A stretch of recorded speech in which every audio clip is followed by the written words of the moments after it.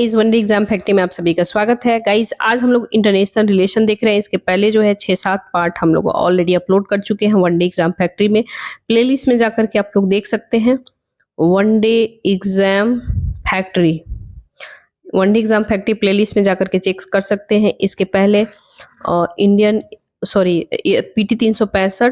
PT 365 का art and culture हमने complete कर दिया है। इसके साथ इकोनॉमिक्स भी कंप्लीट हो चुका है, इन्वायरमेंट इकोलॉजी भी हो चुका है, पॉलिटी गवर्नेंस भी हो चुका है, पर्सनालिटी न्यूज हो चुका है जिसमें एंशिएंट मिडाइवल मॉडर्न हमने कंप्लीट कराया है।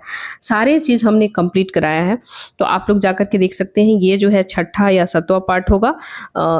ये इंटरनेशनल रिलेशन का 2 से 3 पार्ट में, और हम लोग इसे फाइनल कर लेंगे। ज़्यादा हम समय किल नहीं करेंगे। देन हम लोग स्टार्ट करते हैं। कह रहा है कि सुर्खियों में रहे महत्वपूर्ण घटनाक्रम, अदर इम्पॉर्टेंट जितने भी इम्पोर्टेंट इवेंट है वो चर्चा में क्यों है। जैसे चाहबार बंदरगाह, ठीक है। तो आप सभी को पता है कि चाहबार पोर्ट जो है ये कहाँ पे है, तो ईरान में है। तो इसके रिलेटेड हम लोग पूरा कंप्लीट करेंगे कि आखिर ये चर्चा में क्यों है, क्योंकि क्वेश्चन आने की संभावना हो सकती है, ठीक है।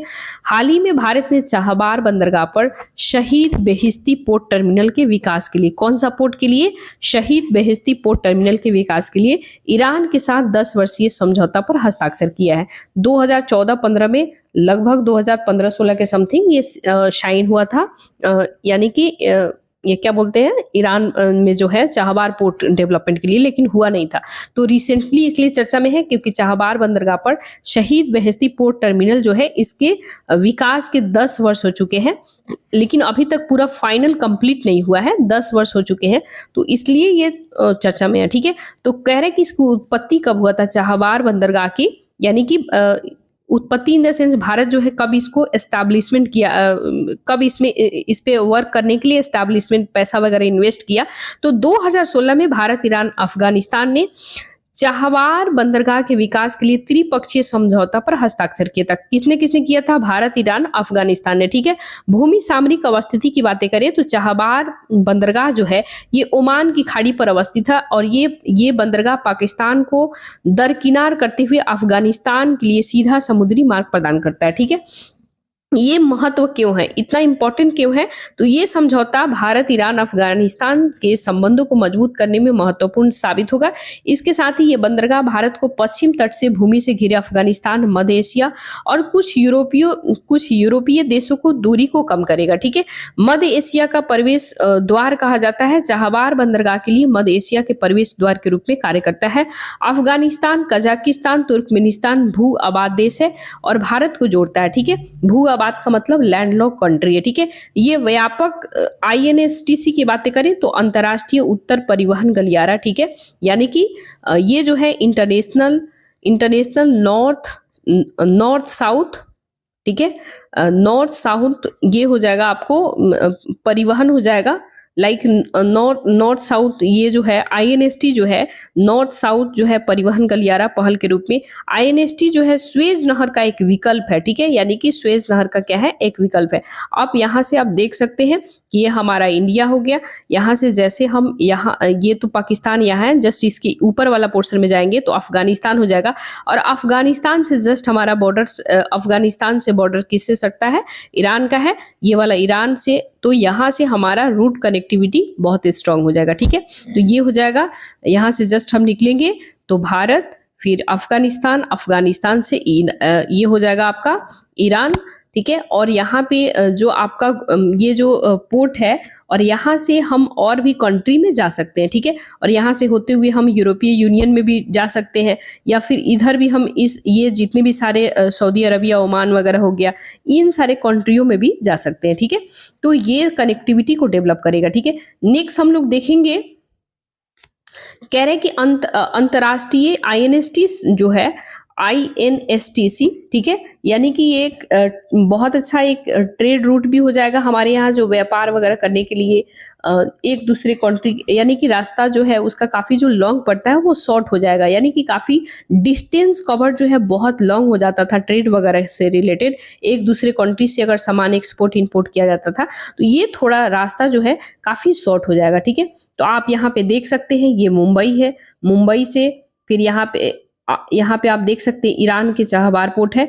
तो कहने का मतलब है अफगानिस्तान में जाएंगे, अफगानिस्तान से ईरान जाएंगे, ठीक है। ईरान से होते हुए कैस्पियन सागर से होते हुए यहाँ पे आप देख सकते हैं वोलगार्ड यहाँ से होते हुए, ठीक है, यहाँ पे मॉस्को, फिर यहाँ पे एसटी यानी कि संत पीटर्सबर्ग होते हुए यहाँ पे आप एंट्री कर सकते हैं। कहाँ पे एंट्री कर सकते हैं, ये हो जाएगा यूरोप में, ठीक है। फिर यूरोप से एंट्री करते हुए नॉर्थ सी होते हुए ये यहाँ से डायरेक्ट बे ऑफ बिस्के के खाड़ी में आते हुए मेडिटेरियन सी आते हुए फिर यहाँ पे हम यहाँ पे स्वेज कैनाल से होते हुए डायरेक्ट अपना मुंबई में आ सकते हैं, मुंबई पोर्ट पे, ठीक है। तो ये आपको आईएनएसटी लाइक ये व्यापार वगैरह ट्रेड वगैरह करने में हम जो चाइना ये जो है कंट्री लाइक अफगानिस्तान को जो क्रॉस करके जाते थे उस पर निर्भरता नहीं रहेगी। उस पर आप सभी को पता है कि वो ऑलरेडी चाइना का कितना एग्रेशन है ना। तो कहने का मतलब है हमें यहाँ से जो रास्ता क्रॉस करते थे लाइक पाकिस्तान से, हमें यहाँ से नहीं होके जाना पड़ेगा, पोर्ट रहेगा अपना तो डायरेक्ट अफगानिस्तान से ईरान से डायरेक्ट हम और भी सारे जितने भी यानी कि यूरोपियन यूनियन कंट्री है वहाँ हम एंट्री कर सकते हैं, ठीक है। तो इसके बारे में हम लोग जानते हैं अंतर्राष्ट्रीय उत्तर दक्षिण परिवहन गलियारा के बारे में। तो इसकी उत्पत्ति कब हुआ, इसकी उत्पत्ति और इसके फैक्ट हम लोग बातें करें तो 7200 किलोमीटर लंबा व्यापार गलियारा है। ये वर्ष यानी कि INST international north south trade corridor है, ठीक है, international north south trade corridor है। ये जो है मूल रूप से भारत, रूस और ईरान ने इस गलियारे को प्रस्ताव रखा था। इसका उद्देश्य क्या है, तो ईरान के मध्य एशिया के माध्यम से भारत को रूस व यूरोप से जोड़ना, ठीक है। यहाँ पे हम रूस भी जा सकते हैं और इसके साथ ही हम यूरोप में भी एंट्री कर सकते हैं, ठीक है। मुख्य मार्ग की बातें करें तो भूमध्य एशिया और रूस में प्रवेश करने से पहले ये गलियारा मुंबई यानी कि भारत से, इसके बाद चाहबार पोर्ट ईरान जाते हैं, फिर बंदर अब्बास ईरान के पोर्ट है वहां पहुंच सकते हैं, फिर बंदर अजली ईरान में भी पोर्ट है, उसके माध्यम से मास्को रूस तक हम जा सकते हैं, ठीक है।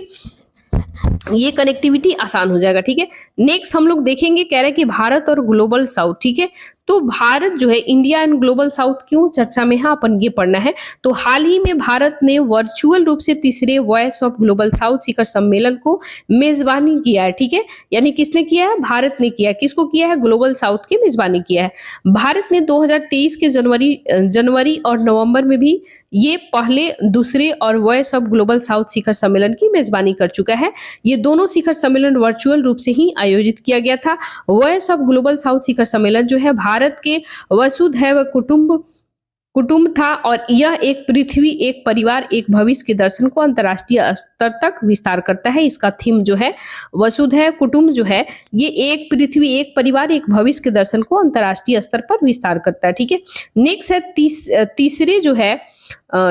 तीसरे जो है यानी कि वॉइस ऑफ ग्लोबल साउथ शिखर सम्मेलन, यहाँ पे हम हाईलाइट कर देते हैं। VOGSS का मतलब होता है वॉइस ऑफ ग्लोबल साउथ शिखर सम्मेलन। इसके क्या क्या और सारे इनिशिएटिव है, इंपॉर्टेंट फैक्ट हम लोग देखेंगे। कह रहा है कि भागीदारी जो है इस शिखर सम्मेलन में 123 देश वर्चुअल रूप से शामिल हुए थे और इस सम्मेलन में चीन पाकिस्तान को आमंत्रित नहीं किया गया। किसको चीन और पाकिस्तान को आमंत्रित नहीं किया गया है, बाकी 123 कंट्री इसमें शामिल है। इसके थीम क्या है, सतत भविष्य के लिए एक सतत ग्लोबल साउथ, यानी कि and empowered global south for the sustainable futures, ठीक है। ये आप देख सकते हैं, ये ब्रांड लाइन है।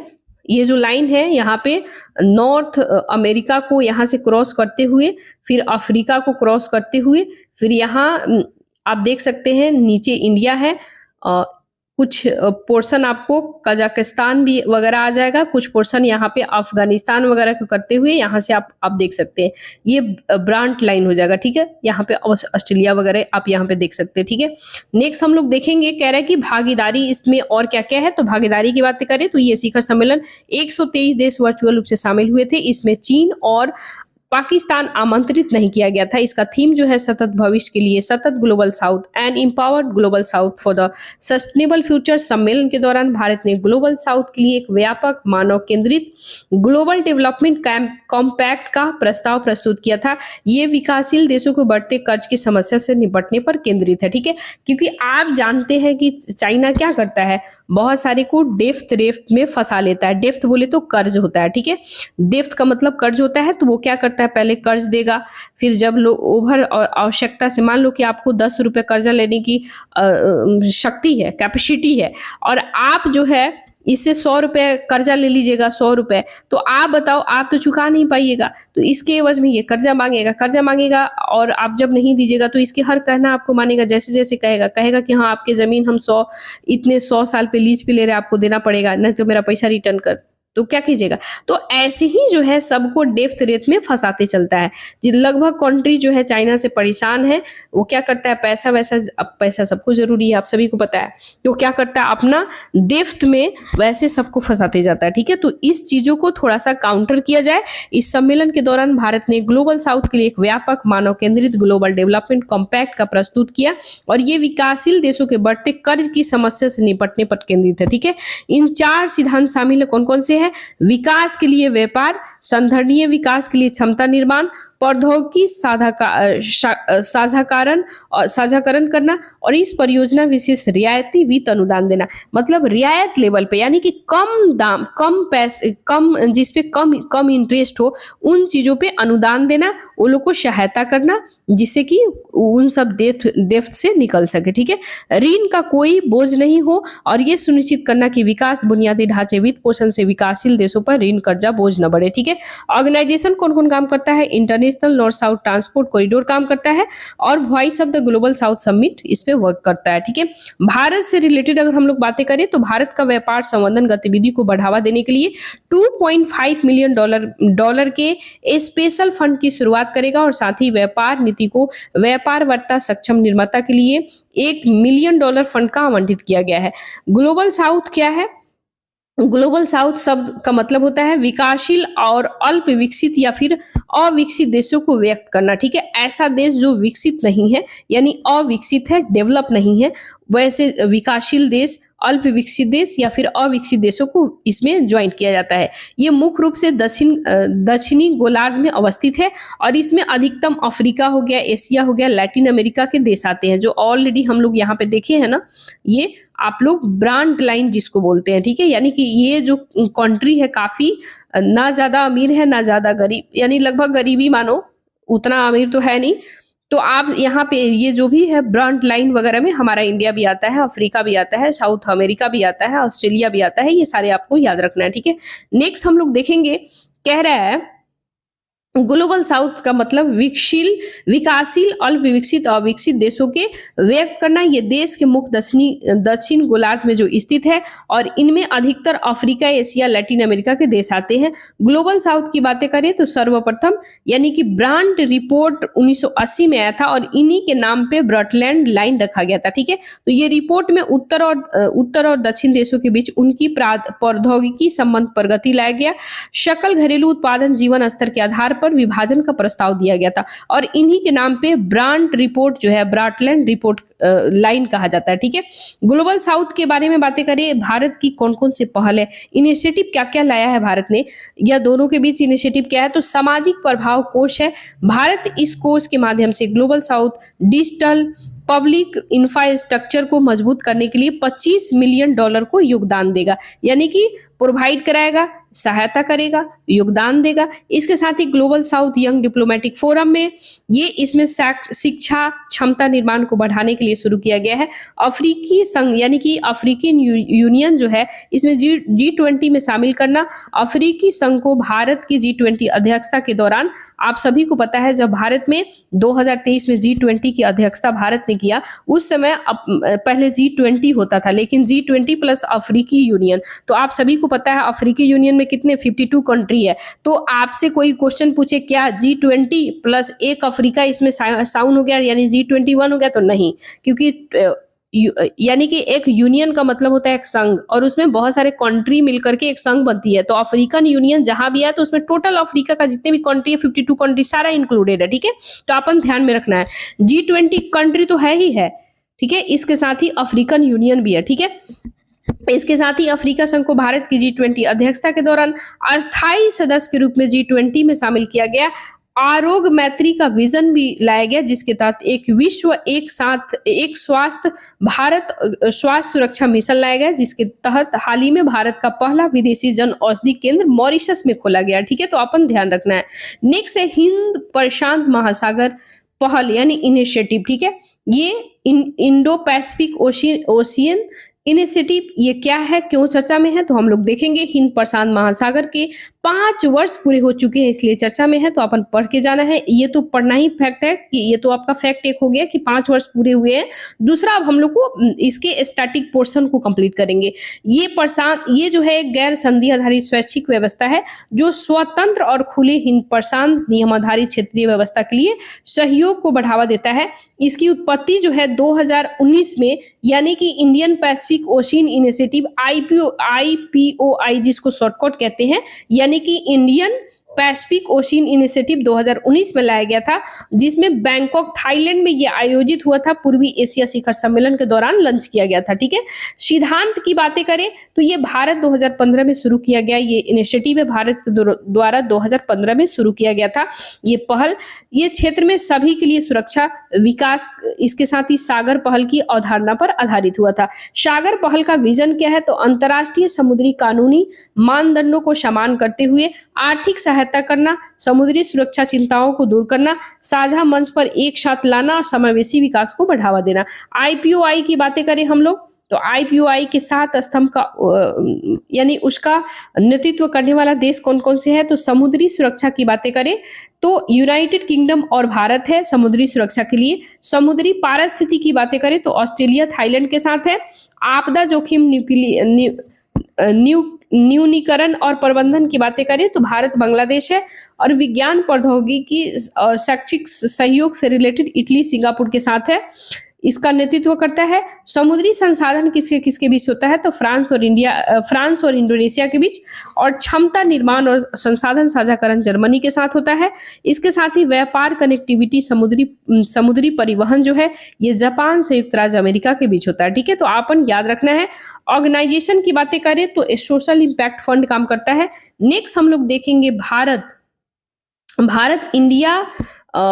India trade and economic partnership agreement की बातें करेंगे, यानी कि EFTA की बातें करेंगे। ठीक है, तो EFTA जो है इंडियन यानी कि EFTA, ठीक है, इकोनॉमिक पार्टनरशिप एग्रीमेंट जो है ट्रेड एंड इकोनॉमिक पार्टनरशिप की बातें करें तो भारत और यूरोपीय मुक्त व्यापार संघ जो है यानी कि फ्री ट्रेड एग्रीमेंट की बातें हो रहा है, यानी कि इकोनॉमिक फ्री ट्रेड एग्रीमेंट, यानी इकोनॉमिक्स लेवल पे रिलेटेड, यानी कि आर्थिक लेवल की साझेदारी की बातें करें। इकोनॉमिक EFTA का मतलब होता है इकोनॉमिक फ्री ट्रेड एग्रीमेंट। ठीक है, तो भारत और यूरोपीय मुक्त व्यापार संघ ने व्यापार आर्थिक साझेदारी समझौता पर हस्ताक्षर किया। ठीक है, यानी कि भारत और यूरोपीय मुक्त व्यापार संघ ने किसके साथ व्यापार आर्थिक साझेदारी समझौते यानी कि टेपा पर हस्ताक्षर किया है। टेपा, ठीक है, तो ये टेपा आपको याद रखना है। Trade E for economic, P for partnership, A for agreement. ठीक है, तो ये याद रखना है। अब हम लोग देखेंगे EFTA आखिर है क्या। तो आप सभी को पता है इकोनॉमिक फ्री ट्रेड एग्रीमेंट जो है इसे स्टॉकहोम कन्वेंशन के दौरान 1960 में स्थापित किया गया था। इसके 7 संस्थापक सदस्य कौन कौन है, ऑस्ट्रेलिया है, डेनमार्क है, UK है, नॉर्वे है, पुर्तगाल है, स्वीडन है, स्विट्जरलैंड है। ये 7 देश इस समय मूल सदस्य थे। यानी जब एस्टैब्लिशमेंट हुआ था EFTA जो आया था इकोनॉमिक फ्री ट्रेड एग्रीमेंट, तो इसमें 1960 में एस्टैब्लिशमेंट हुआ था। इसमें 7 कंट्री थे, ऑस्ट्रेलिया, डेनमार्क, UK, नॉर्वे, पुर्तगाल, स्वीडन, स्विट्जरलैंड।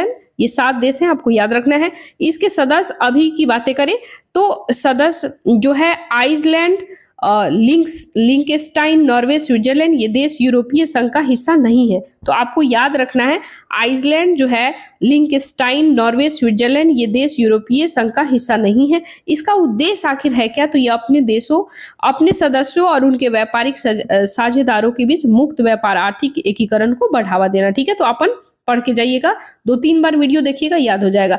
नेक्स्ट है कह रहा है अन्य संबंधित तथ्य की बातें करें तो सीमा शुल्क संघ नहीं है। ठीक है, यानी यूरोपीय संघ के विपरीत EFTA एक सीमा शुल्क नहीं है। ठीक है, एक सीमा शुल्क नहीं है। और ये क्या है, एक सदस्य देश यानी कि एक सदस्य देश संघ के बाहर देशों के अपने स्वयं बाह्य शुल्क आरोपित करता है। ठीक है, यानी ये लोग खुद इम्पोज करता है। ठीक है, यूरोपीय संघ के संस्थापक संबंध की बातें करें तो 3 जो है EFTA economic free trade agreement सदस्य जो है आइसलैंड, लिंकस्टाइन, नॉर्वे यूरोपीय क्षेत्र आर्थिक क्षेत्रों में भाग लेते हैं, जो जिन्हें यानी कि इन जो भी कंट्री है, यानी कि लिंकनस्टाइन हो गया, आइसलैंड हो गया, नॉर्वे हो गया, इन सभी को यूरोपीय संघ के लिए एक बाजार तक पहुंच करने की अनुमति देता है। ठीक है, इसके बजाय स्विट्जरलैंड ने यूरोपीय संघ के साथ कई द्विपक्षीय समझौता किया है।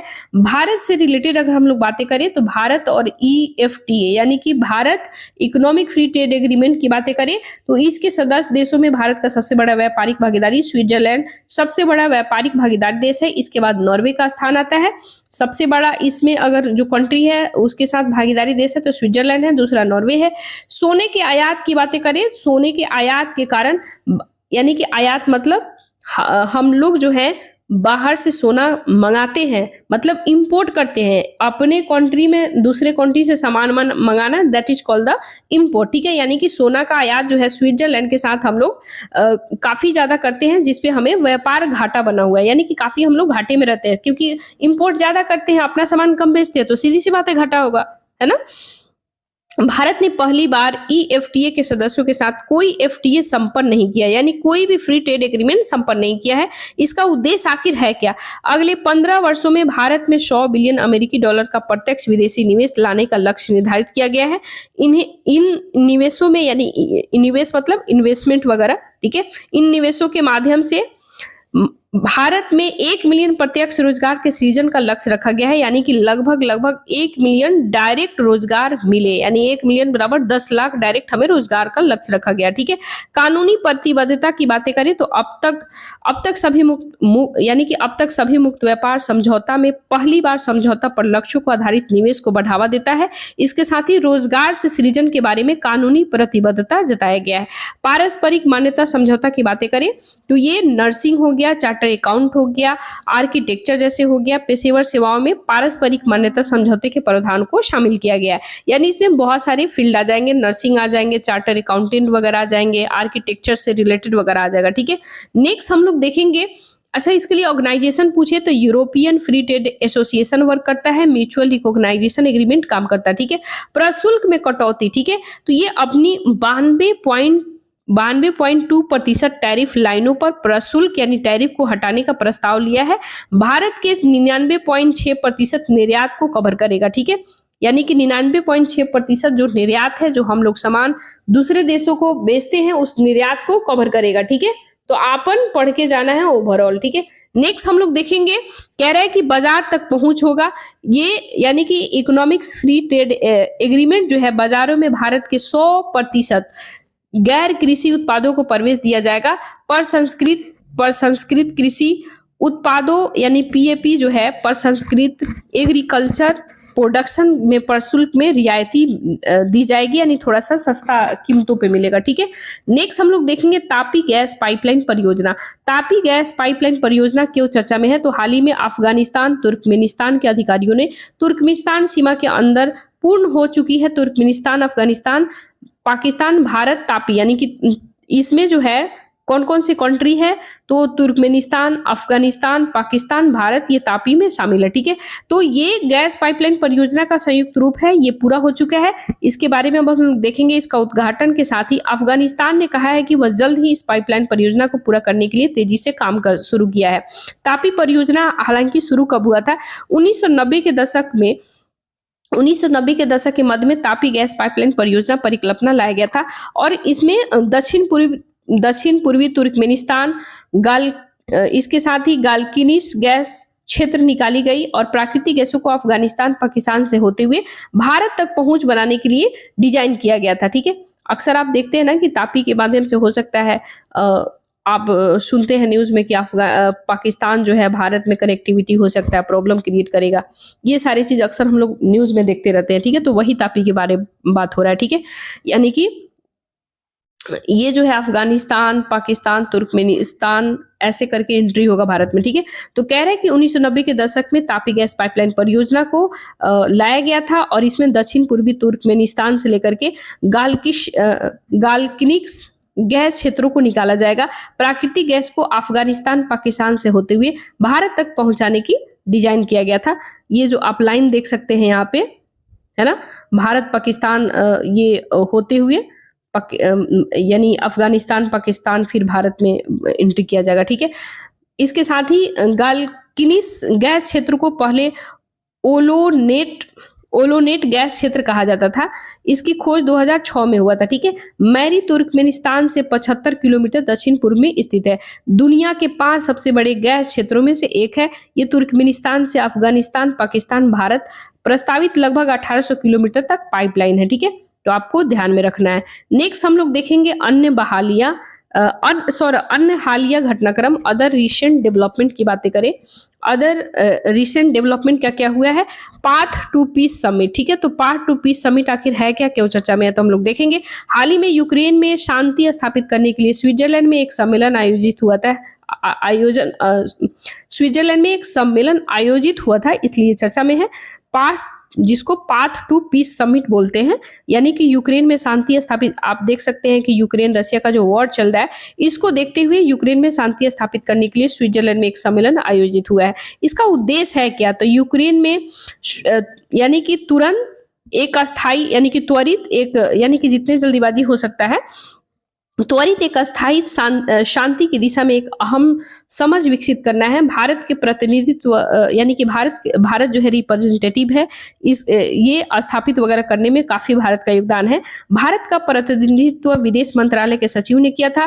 भारत ने इस सम्मेलन के उपरांत जारी संयुक्त विज्ञप्ति पर हस्ताक्षर नहीं किया है। इस विज्ञप्ति में संघर्षरत पक्षों के बीच संवाद के जरिए व्यवहारिक संलग्नता की वकालत किया गया, यानी कि हम लोग केवल व केवल उसे यानी कि ये एस्टैब्लिशमेंट करने में काफी भूमिका निभाए हैं, लेकिन उस पर साइन नहीं किए हैं। ठीक है, तो आपको है। लेकिन भारत ने रूसी आक्रमण से स्पष्ट रूप से निंदा नहीं किया है। हम लोग रूस को क्रिटिसाइज भी नहीं किए, क्योंकि आप सभी को पता है रसिया बहुत, हालांकि इंटरनेशनल लेवल पे कहा जाता है कि कोई हमारे दुश्मन नहीं है, कोई हमारे दोस्त नहीं है, लेकिन फिर भी रसिया हमेशा जो है हमेशा के लिए भारत और रशिया का काफी क्लोज संबंध है। आप इंटरनेशनल रिलेशन में अक्सर आप लोगों को पता भी होगा, तो इसलिए जो है हम लोग कोई भी क्रिटिसाइज नहीं किए हैं। ठीक है, इसके साथ ही बूचा नरसिंहार को अंतर्राष्ट्रीय जांच की मांग की है और रूस के द्वारा उत्पन्न किए गए परमाणु खतरों पर भी चिंता व्यक्त किया गया। ठीक है,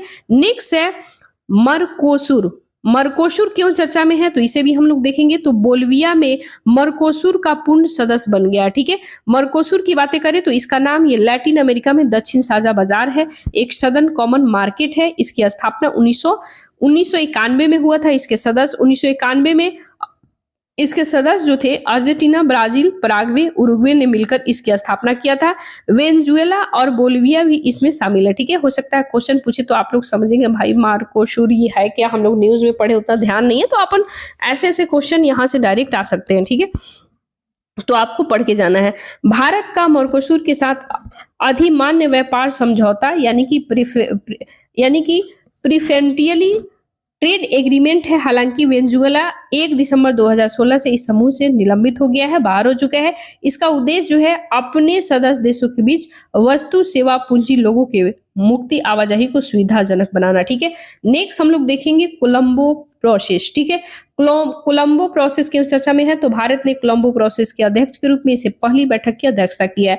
कोलंबो प्रोसेस की त्वरित अवलोकन की बातें करी। इसकी स्थापना 2003 में कोलंबो श्रीलंका में है। ठीक है, यानी कि श्रीलंका में हुआ था। ठीक है, कोलंबो श्रीलंका में। इसके सदस्य की बातें करें तो 12 सदस्य देश, इसमें भारत, बांग्लादेश, श्रीलंका शामिल है। भारत इसका संस्थापक सदस्य है। ठीक है, यानी जब 2003 में एस्टैब्लिशमेंट हुआ था तो भारत भी इसमें शामिल हुआ था, तो संस्थापक सदस्य है। इसका आखिर उद्देश्य क्या है कोलंबो प्रोसेस के? ये क्षेत्रीय परामर्श के लिए फोरम है। ये विदेशों में रोजगार, संविदा, श्रम के प्रबंधन पर परामर्श के लिए एक मंच प्रदान करता है। विषयगत की बातें करें, थीमेटिक की बातें करें तो प्राथमिकता वाले क्षेत्रों में जैसे कौशल हो गया, योग्यता, मान्यता, प्रक्रिया वगैरह पे वर्क करता है। समर्थन की बातें करें तो संयुक्त राष्ट्र अंतर्राष्ट्रीय प्रवासन संगठन कोलंबो प्रोसेस की तकनीकी और प्रशासनिक सहायता प्रदान करता है। ठीक है, नेक्स्ट है कोलंबो सिक्योरिटी कॉन्क्लेव। ठीक है, कोलंबो सिक्योरिटी कॉन्क्लेव की बातें करें तो हाल ही में कोलंबो सिक्योरिटी कॉन्क्लेव ने आधिकारिक तौर पर बांग्लादेश को अपने 5वें सदस्य के रूप में शामिल किया है। ठीक है, इसकी उत्पत्ति 2011 में भारत, श्रीलंका, मालदीव त्रिपक्षीय समुद्री सुरक्षा समूह के रूप में गठित किया गया था। बाद में मॉरिशस और बांग्लादेश भी इसमें शामिल हुआ था। 2020 में ये कोलंबो सिक्योरिटी कॉन्क्लेव के नाम दिया गया इसके, और सेशेल्स इसका एक पर्यवेक्षक देश है। ठीक है, तो सेशेल्स जो है पर्यवेक्षक देश है। ठीक है, नेक्स्ट है विश्व प्रेस स्वतंत्रता सूचकांक। ठीक है,